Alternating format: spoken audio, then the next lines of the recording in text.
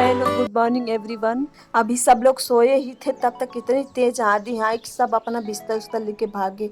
वो भी ऐसी आंधी थी, इतनी तेज आंधी थी और वो भी धूल भरी आंधी थी। मेरा पूरा घर धूल से भर गया। पहले के बजाय अब मौसम में बहुत चेंज आ गया। पहले बहुत आंधी आती थी जब हम लोग 9th क्लास 10th क्लास इस क्लास में पढ़ते थे, तब तो बहुत आंधी आती, इतनी आंधी दूसरे तीसरे दिन गर्मियों में आने लगती थी आंधियाँ। लेकिन अब ये आंधियाँ धूल वाली आंधियाँ बहती ही नहीं है। बस इस सीजन की इस बार ये पहली आंधी थी। आंधी तो आती थी लेकिन वही स्लो धीरे धीरे। अब आंधी आ गई तो इस वजह से मौसम थोड़ा ठंडा हो जाएगा। पहले के बजाय अब के नेचर में बहुत चेंजिंग आ गई है। सोची कि मॉर्निंग में आज पढ़ूंगी, जैसे ही उठने वाली थी तब तक इतनी तेज आंधी आई कि इस वजह से मैं मॉर्निंग में नहीं बैठी।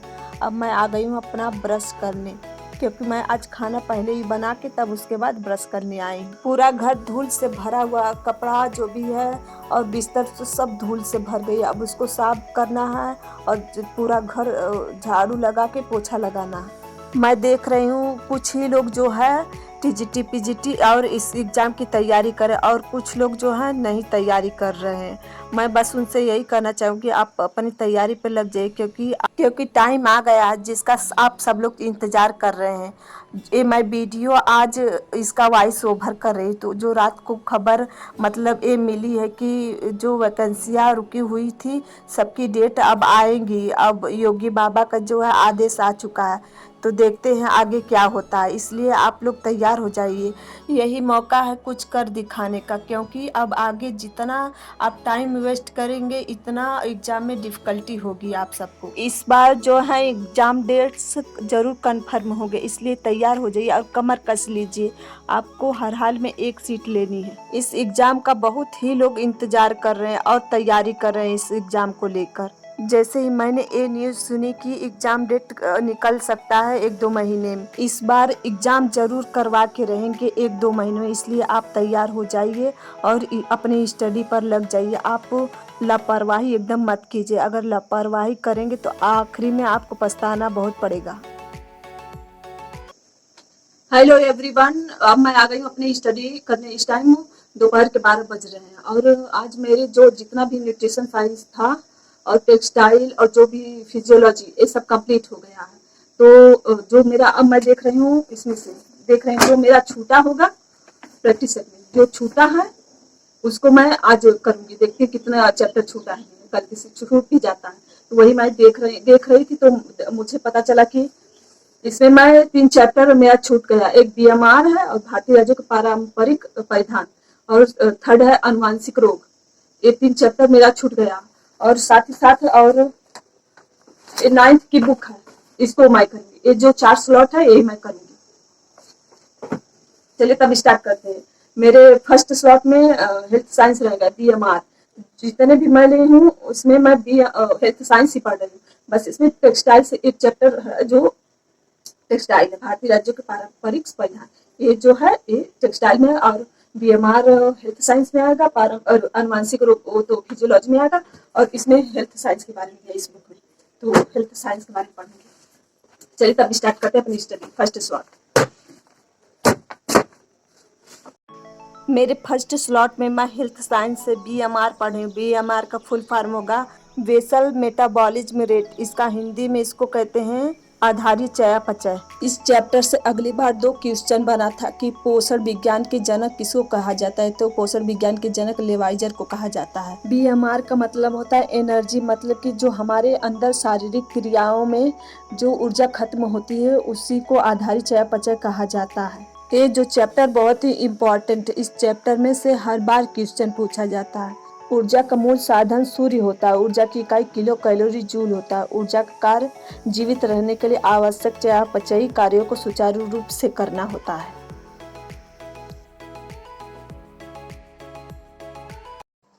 जो मेरा फर्स्ट स्लॉट था बीएमआर वो कंप्लीट हो गया। अब मैं जा रही हूँ, बस 10 मिनट का रेस्ट लूंगी, टाइम ब्रेक लूंगी, तो उसके बाद अब जा रही हूँ, थोड़ा आराम करूंगी, इसके बाद फिर आऊंगी।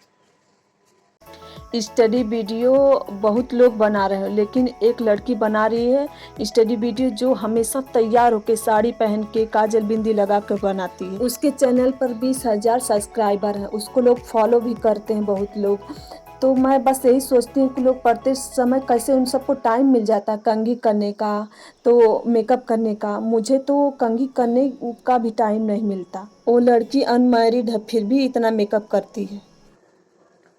अब मैं जा रही हूँ अपना सेकंड स्लॉट स्टार्ट करने। सेकंड स्लॉट में मेरा भारतीय राज्यों के पारंपरिक परिधान है, ये टेक्सटाइल से है चैप्टर। इस चैप्टर में जितने भी इंडिया में स्टेट है सबके अलग अलग मतलब पहनावा होता है, पारंपरिक परिधान होते हैं, तो उनके बारे में इस चैप्टर में दिया गया है। जैसे राजस्थान में महिला घाघरा, लंबी स्कर्ट और कांची पहनती है। पुरुष धोती कुर्ता, अंगरखा और पगड़ी या साफा पहनते हैं। और गोवा में महिलाएं पनो भाजू पहनती है। पुरुष शर्ट, हाफ पैंट, बांस की बनी टोपी पहनते हैं।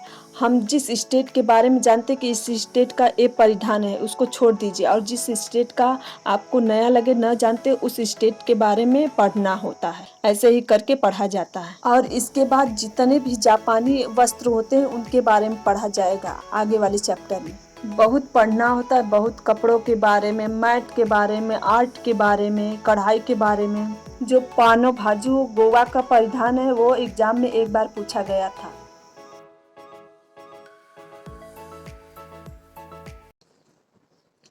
अब मैं जा रही हूँ थर्ड स्लॉट पढ़ने।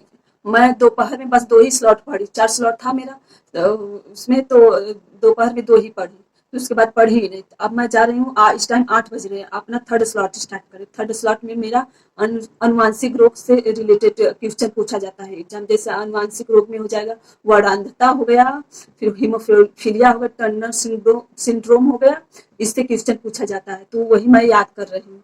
इसमें ज्यादातर पूछा जाता है कि इसकी वाहक कौन है, स्त्री है कि पुरुष, और कितने गुणसूत्र रहने पर ये रोग कम होने पर या ज्यादा होने पर होता है, तो यही मैं पढ़ने जा रही हूँ। चलिए तब स्टार्ट करते हैं अपना थर्ड स्लॉट। इस चैप्टर में अनुवांशिक रोगों के बारे में पढ़ रही हूँ। जैसे वर्णांधता, कलर ब्लाइंडनेस, इसमें लाल हरा रंग पहचानने की क्षमता खत्म हो जाती है। यह मुख्यतः पुरुष प्रभावित होते, इसकी वाहक स्त्रियां होती हैं। इसके बाद haemophilia, Turner syndrome, Klinefelter syndrome, Patau syndrome, Down syndrome. Patau syndrome में ऊपर का ओठ जो है कट जाता है। मेरे घर के बगल में एक लोग है तो उनका एक बच्चे का ऊपर का ओठ कट गया है, तो जब दूसरा बच्चा होने वाला था उसका भी ओठ ऐसे ही कट गया। तो मैं वो सब समझते हैं कि किसी ने टोना कर दिया, इस वजह से ओझाई करवाते हैं। और मैं उन सबको कहती हूँ ये ऐसा रोग है, अनुवांशिक रोग है, तो वो समझते ही नहीं है, तो इसलिए मैं कुछ कहती ही नहीं कि जाने दो, जिसको जो करना है कर। किसी को ज़्यादा एडवाइस देना भी बेकार है। इस टाइम रात के 10 बज रहे हैं, मैं पढ़ रही थी, सोची कि 5 मिनट का रेस्ट इसमें ले लेते हैं। रेस्ट जैसे ले रही थी और तब तक मोबाइल उठा ली, तो उसमें पता चला, एक न्यूज़ देख के मैं सन्न हो गई कि न्यूज़ आ गई बहुत, कि उसमें दिया था कि जितनी भी भर्तियाँ रुकी हैं, जितनी भी मतलब जिस क्षेत्र की, जिस फील्ड की सारी भर्तियाँ, अब उस पर आदेश आया कि उसको जितनी जल्दी हो सके उतनी जल्दी करवाने की। तो योगी बाबा का आदेश आ गया है। तो ये खबर जैसे ही मैं देखी मोबाइल में, तो मैं एकदम डर गई, जैसे लगा कि अब तो आ गया है टाइम एग्जाम का। तो इसलिए मैं बता रही हूँ, इस टाइम 10 बज रहे हैं, तो हम सोचे कि और अभी एक स्लॉट मेरा बाकी है, तो इस वजह से सोचे कि आप लोगों को बता भी दें। जब तक ये वीडियो आप सबके पास जाए तब तक सब लोगों को पता चल गया होगा कि एग्जाम मतलब कि अब हो सकता है एग्जाम हो 1-2 मंथ में, हो सकता है एक ही मंथ जो हो, तो तैयार हो जाइए तब पढ़ने के लिए, जी जान लगा दीजिए पढ़ने के लिए। क्योंकि 2021 वाले एग्जाम में ज्यादातर बच्चों कोई वेटिंग में गया था, वेटिंग लिस्ट में नाम आया था, कुछ लोगों का 1-2 नंबर से और कुछ लोगों का 1-2 नंबर से रुक गया। तो ऐसे बहुत सारे लोग हैं जो इसके इंतजार में बैठे हैं कि कब पीजीटी के एग्जाम आए और उसका हम एग्जाम दे, डेट निकले। तो एग्जाम डेट तो हो सकता है, तो आप अपनी तैयारी तेज कर दीजिए। चलिए ठीक है, तब अपना नेक्स्ट स्लॉट में पढ़ने जा रही हूँ। ये मेरा लास्ट स्लॉट है आज का, तो मैं इसमें जो नाइन्थ क्लास की होम साइंस इससे पढ़ने जा रही हूँ, एक चैप्टर पढ़ूंगी। इसमें मतलब जो जो इम्पोर्टेंट है टॉपिक उस पर ही टिक लगाती जाऊंगी, ज्यादा ऐसा कुछ नहीं है पढ़ना, लेकिन इम्पोर्टेंट मुझे मालूम है कहाँ इम्पोर्टेंट टॉपिक है दिया। इस बार एग्ज़ाम डेट ज़रूर निकालेंगे। आप लोग तैयार हो जाइए और अपनी स्टडी करते रहिए और अपनी जो स्पीड है स्टडी की वो बढ़ा दीजिए और टाइमिंग भी बढ़ा दीजिए। एग्ज़ाम का नाम सुनते ही सभी लोगों को तनाव ज़रूर होता होगा, मुझे भी तो बहुत हो रहा है। यह सबके दिमाग में आता होगा परीक्षा की तैयारी कैसे करें और किस तरह करें कि हमारा सिलेबस सही टाइम पर कंप्लीट हो जाए। यही सब दिमाग में हमारे चलने लगता है। सबसे पहले आप लोग अपने दिमाग को ठंडा कीजिए और मैं भी ठंडा कर रही हूँ। अब बस सोचिए कि मुझे किस तरह पढ़ना है कि मेरा सिलेबस और कौन सी स्ट्रेटजी अपनाए कि हम एक सीट पक्की अपनी समझे। और भी भर्ती आ रही है, एलटी की भी भर्ती आएगी। मेरा आज का टारगेट जो था कंप्लीट हो गया है। अब जितना मैं वीडियो जो बनाती हूँ, अब हो सकता है अगर एग्जाम डेट आके मतलब तैयारी हो जाए, तेज होने लगे, तो हो सकता है मैं वीडियो बनाना 1-2 दिन के बाद ऐसे वीडियो बना के दूँ, क्योंकि ज़्यादा फोकस मैं इतने दिन से इस पर ध्यान दे रही हूँ और इस पर ध्यान आके मैं कोई गलती नहीं करना चाहती आगे वाले एग्जाम में। ठीक है, आप लोग भी अपनी स्टडी स्टार्ट कर दीजिए। चलिए तब अपनी चलिए तब अब सोने जाते हैं। अब मुझे अब जल्दी भी उठना पड़ेगा। जैसे 5 बजे उठती थी, अब हो सका मुझसे तो मैं 4 बजे उठने की कोशिश करूँगी।